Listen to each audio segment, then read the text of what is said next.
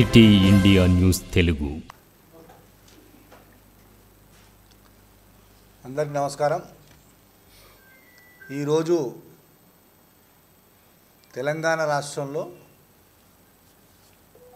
యావత్తు మాదిగ జాతికి గొప్ప సువర్ణాక్షరాలతో రాసుకోదగ్గ పండుగ దినంగా దీన్ని కాంగ్రెస్ పార్టీ అభివర్ణిస్తూ ఉంది.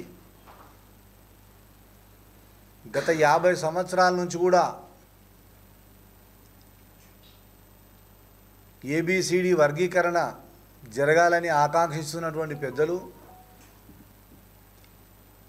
పోరాడి ఒక 2 తరాలు 3 తరాలు వెళ్ళిపోయినాయి.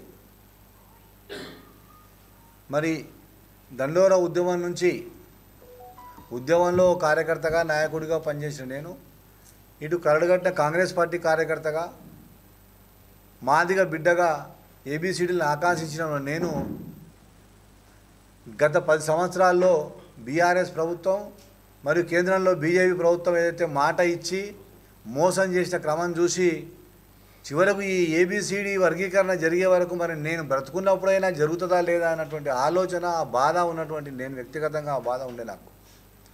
కానీ ఇవాళ మన ప్రియతమ నాయకుడు గౌరవ ముఖ్యమంత్రి రేవంత్ రెడ్డి గారి నాయకత్వంలో వారు మొదటి నుంచి కూడా ఈ దళితులలో సమానత్వం కొరకు, ఈ ఏబిసిడీల కొరకు వారు కమిట్మెంట్తో ఉన్నటువంటి వ్యక్తిగా ఇవాళ అధికారంలోకి వచ్చిన తర్వాత వారిచ్చిన మాట ప్రకారం అసలు ప్రత్యేకమైన చొరవ తీసుకొని వారు మరియు ఉప ముఖ్యమంత్రి గారు బట్టి విక్రమార్క గారు మరియు దామోదర్ రాజనరసింహ గారు ముగ్గురు కూడా మరి కూలంకషంగా దీన్ని ఎట్లా సాధించగలమని ఆలోచన చేసి వారి కుశాగ్ర బుద్ధితో ఒక సీనియర్ న్యాయవాదిని ఈ రాష్ట్రం తరఫుకెళ్ళి ప్రభుత్వం తరఫుకెళ్ళి మరి సుప్రీంకోర్టులో నియమించి అక్కడ వాదనలు వినిపించి ఆ వాదనలు ఆ కేసు నడిచినన్ని రోజులు పెద్దలు దామోదర రాజనరసింహ గారు స్వయంగా వారు సుప్రీంకోర్టుకు వెళ్ళడం జరిగింది. ఒకరోజు న్యాయవాదిని నియమించే క్రమంలో వారితో పాటు నేను కూడా ఢిల్లీలో ఉండడం జరిగింది. మరి ఈ రకంగా కాంగ్రెస్ పార్టీ శ్రేణులు అందరూ కూడా దళిత సమాజాన్ని, ఎస్సీ సమాజాన్ని పట్టి పీడిస్తూ ఇంకా అన్డెవలప్డ్గా ఉంచుతున్నటువంటి ఏకైక సమస్య ఈ ఏబిసిడి సమస్య. దీన్ని శాశ్వతంగా పరిష్కారం చేయాలని చెప్పి పనిచేసినటువంటి పార్టీ కాంగ్రెస్ పార్టీ. ఇచ్చిన మాట ప్రకారం కట్టుబడి ఉండి మరి కాంగ్రెస్ పార్టీ మాటిస్తే మాట తప్పదు, మనమ తిప్పదు అన్నట్టుగా మరొకసారి ఈరోజు సుప్రీంకోర్టులో ప్రత్యేకంగా న్యాయవాదిని నియమించుకొని వాదనలు వినిపించి ఇవాళ అనుకూలంగా ఈ ఏబిసిడీలు చేసేటటువంటి హక్కును, అధికారాన్ని రాష్ట్రాలకే ఇస్తూ ఈరోజు సుప్రీంకోర్టు ఏదైతే తీర్పు ఇచ్చిందో ఆ తీర్పు వెనకాల ఈ రాష్ట్ర ప్రభుత్వం తరపున, ఈ రాష్ట్రంలో ఉన్నటువంటి మాదిగ జాతి తరపున ఇవాళనే గర్వంగా చెప్తా ఉన్న ఒక మాదిగ బిడ్డగా ఇవాళ మాకందరికి కూడా కులపెద్దగా ఇవాళ రేవంత్ రెడ్డి గారు నిలబడాలని చెప్పడానికి నేను ఏమాత్రం సంకోచించడం లేదు. మరి రేవంత్ రెడ్డి గారి నాయకత్వంలో ఇవాళ మేము గెలిచినాం. సుప్రీంకోర్టు న్యాయస్థానం, రాజ్యాంగ ధర్మాసనం ఇవాళ అనుకూలంగా తీర్పు ఇవ్వడాన్ని స్వాగతిస్తూ కాంగ్రెస్ పార్టీ అభినందిస్తూ మరి ఇవాళ రాష్ట్రంలో ఉన్న మాదిగ జాతి బిడ్డలకు అందరికీ కూడా సంతోషంగా ఇవాళ పండుగ జరుపుకోవాల్సిందిగా తెలియజేస్తూ మనవి చేస్తూ అందరినీ కూడా అభినందిస్తూ ఉన్నాం. మనకి ఇప్పటి నుంచి మనకు మంచి రోజులు రాబోతూ ఉన్నాయి రేవంత్ రెడ్డి గారి నాయకత్వంలో, కాంగ్రెస్ ప్రభుత్వంలో, మరి ప్రజాప్రభుత్వంలో అని చెప్పి మీకు చెప్తూ బాగుంది. ఈ సందర్భంగా మీడియా ద్వారా జాతి బిడ్డలకు అందరికీ కూడా మనవి చేస్తూ ఉన్నాం. అదే రకంగా ఒకసారి రాష్ట్ర ప్రజలను, ముఖ్యంగా మాదిగ బిడ్డలను ఆలోచింపజేయాల్సిందిగా కోరుతూ ఉంది కాంగ్రెస్ పార్టీ.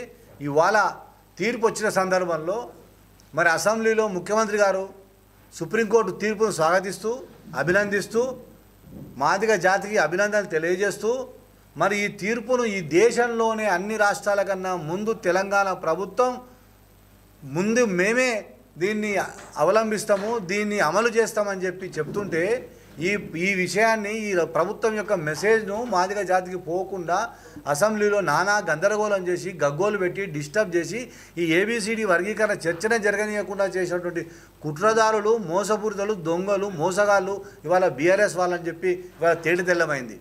ఆ రోజు తెలంగాణ ఉద్యమంలో దళితులు ముఖ్యమంత్రి చేస్తా అని మోసం చేయడమే కాకుండా ఇక్కడ నుంచి ఒక కమిటీని తీసుకుపోతా కేంద్ర ప్రభుత్వంతో మాట్లాడతా అని చెప్పి అది మోసం చేసి అడుగడుగున దళిత జాతిని, మాదిగ జాతిని మోసం చేస్తున్నటువంటి ఈ కేసీఆర్, మరి 10 సంవత్సరాలుగా కేంద్రంలో ఉన్నటువంటి మోడీ కూడా మరి నేను తప్పకుండా చేస్తా అని చెప్పి ఇప్పుడు చేస్తా అప్పుడు చేస్తా ఊరిచ్చి చేయకుండా మరి మభ్యపెట్టినటువంటి ఇవాళ మోడీ కూడా మోసగాడు అని చెప్పి తెలిసిపోయింది. జాతిని నమ్ముకొని జాతికి ఇచ్చిన మాట ప్రకారం నిలబడి మాటకు కట్టుబడి ఉండి ఎన్ని కష్టాలైనా ఎన్ని అయినా ఎదురొచ్చి మన కొరకు పాటుపడ్డదంటే రమేష్ దా ఏకైక వ్యక్తి ఇవాళ ఈ రాష్ట్రంలో ఈ దేశ చరిత్రలో ఉన్నది ఎవరైనా ఉన్నారంటే ఇవాళ రేవంత్ రెడ్డి గారు, తెలంగాణ ముఖ్యమంత్రి రేవంత్ రెడ్డి గారు, మరి కాంగ్రెస్ పార్టీ నాయకుడు అని చెప్పి ఈ సందర్భంగా రాష్ట్ర ప్రజలందరికీ తెలియజేస్తూ ఉన్నాం. ఇవాళ ఈ సంతోషించే విషయమే కాకుండా మేము కూడా ఊహించలేదు ముఖ్యమంత్రి గారు ఇంత మరి 100% మాకు అనుకూలంగా ఉంటాడు అనుకుంటే మరి 1000% స్పందిస్తూ ఇప్పుడు ఆన్గోయింగ్ ఏవైతే రిక్రూట్మెంట్స్ ఉన్నాయో, ఆన్గోయింగ్ ఏవైతే నోటిఫికేషన్స్ ఉన్నాయో వాటిల్లో కూడా ఏబిసిడీలో నేను వర్తింపజేస్తానని చెప్పడం చాలా గొప్ప విషయం. మరొక్కసారి నేను ఇవాళ అది అసెంబ్లీలో వారి స్పీచ్ చూస్తూ ఉంటే నిజంగా ఒకవేళ ఆ స్థానంలో బాబాసాహెబ్ అంబేద్కర్ గారు, ఆ స్థానంలో బాబు జగజ్జీవన్ రామ్ గారు ఉంటే కనుక ఇట్లే అంటుండేనేమో అని అనిపించింది నాకు.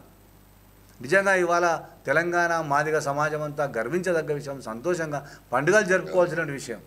కాంగ్రెస్ పార్టీ ఏదైనా జాతికి ఒక మాట ఇస్తే ఆ మాట కట్టుబడి ఉంటుంది, ఆ మాట నిలబెట్టుకుంటుంది. ఎందుకు అధికారం లేనకున్నా కూడా 10 సంవత్సరాల పోరాటంలో మన జిల్లా ముద్దుబిడ్డ సోదరుడు సంపత్ కుమార్ గారు శాసనసభ్యులుగా ఉన్నప్పుడు ఇదే రేవంత్ రెడ్డి గారు, సంపత్ కుమార్ గారు ఇదే ఏబీసీలో కొట్లాడితే అసెంబ్లీ నుంచి వాళ్ళను బహిష్కరించినటువంటి సంఘటన ఈ సందర్భంగా జ్ఞాపకం చేస్తూ ఉన్నాం. అంటే కాంగ్రెస్ పార్టీ ఆ రోజు నుంచి ఈ రోజు వరకు కూడా ఏబీసీలో కట్టుబడి ఉందని చెప్పి వాళ్ళ మాదిగ జాతి అర్థం చేసుకోవాల్సిందిగా విజ్ఞప్తి చేస్తూ ఉన్నాం. మిగతా రాజకీయ పార్టీలు, మిగతా నాయకులందరూ కూడా ఆ సమయానికి ఏదో మభ్యపెట్టారు. మొన్నటి పార్లమెంట్ ఎన్నికల్లో బీజేపీ చేసినటువంటి గేమ్ మనకందరికీ తెలుసు. అంతే తప్ప వాళ్ళు ఏమి మన మీద ప్రేమ ఉన్నటువంటి వాళ్ళు కాదు, వాళ్ళు ప్రేమ చూపించేటువంటి వాళ్ళు కూడా కాదు. ఇది కొంతమంది దీన్ని వ్యతిరేకించే ప్రయత్నం చేస్తూ ఉన్నారు, వ్యతిరేక భావజాలాన్ని కృషించే ప్రయత్నం చేస్తూ ఉన్నారు. నేను అందరికీ కూడా సవినయంగా మనవి చేస్తూ ఉన్నా. ఏబిసిడి వర్గీకరణ అంటే మాదిగలకు లాభం చేయడమో ఇంకొకరికి నష్టం చేయడమో కాదు. దళిత సమాజంలో అంతర్గత సమానత్వం తీసుకురావడమే ఇది ఒక గొప్ప విప్లవం. సమానత్వం కొరకు పాటుపడే వాళ్ళు, సమానత్వం గురించి మాట్లాడే వాళ్ళందరూ కూడా అభినందించాల్సినటువంటి నిర్ణయం ఇది.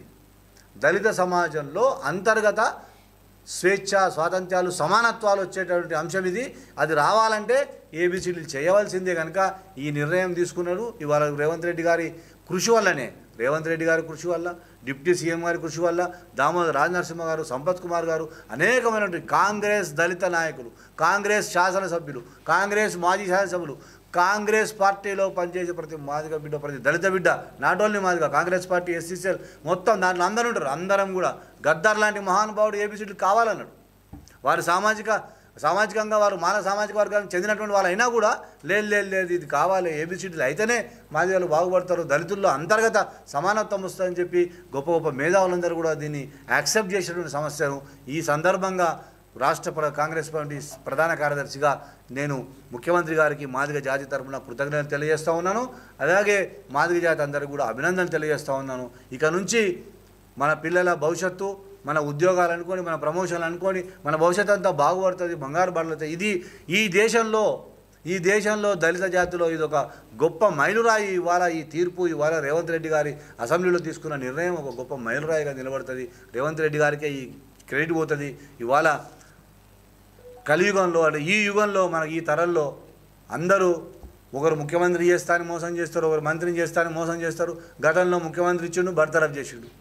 ముఖ్యమంత్రి చేస్తా అన్నాడు, ఉప ముఖ్యమంత్రి చేసిండు, బర్తరఫ్ తీసేసిండు సడన్గా. ఈ రకమైనటువంటి రాజకీయాలు ఉన్న సమస్యలు, ఈ రకమైన రాజకీయ పరిస్థితులు ఈ రాష్ట్రాల్లో మరి రేవంత్ రెడ్డి గారు లాంటి మాదిగలను ఇంతగా ప్రేమించి మాదిగల జీవితాల్లో వెలుగు నింపడానికే కృషి చేస్తున్నటువంటి రేవంత్ రెడ్డి గారు మరొక్కసారి మాదిగ జాతి తరఫున నీరుళ్ళు వారు చల్లగా ఉండాలని చెప్పి వారిని దీవిస్తూ, భగవంతుని ప్రార్థిస్తూ, వారిని అభినందిస్తూ ఈ సందర్భంగా కాంగ్రెస్ పార్టీ యొక్క గొప్పతనాన్ని, కాంగ్రెస్ పార్టీ కమిట్మెంట్ను గుర్తించాల్సిందిగా ప్రజలకు కూడా విజ్ఞప్తి చేస్తూ ఉన్నా. Thank you.